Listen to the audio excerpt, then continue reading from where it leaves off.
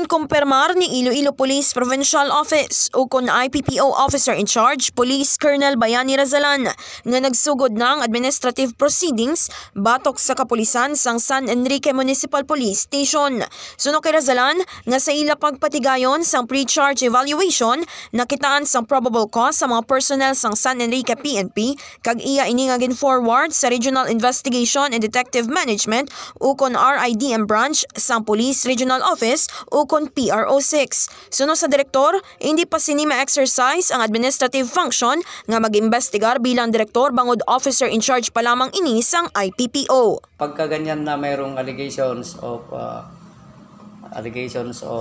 tinatawag nating neglect or mayroong pinabato sa ating mga kapulisan, particularly kung concern ng police stations, at involved ang ating PNP, particularly in San Enrique, ang tawag natin doon ay administrative relief.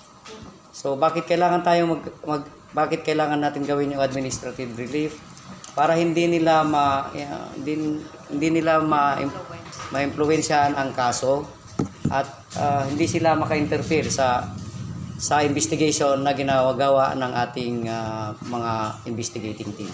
Naibaluan nga gin-relieve sa pwesto ang 8 ka mga police personnel sang San Enrique PNP, lakip na diri ang ilang hepe nga si Police Captain Irel Don Parcon. Kaginisi ka K5, Nicole Castañeda Teprado para sa Kampiyon nga Balita, Serbisyo Publiko kag Kalingawan sa Iloilo. K5 News FM.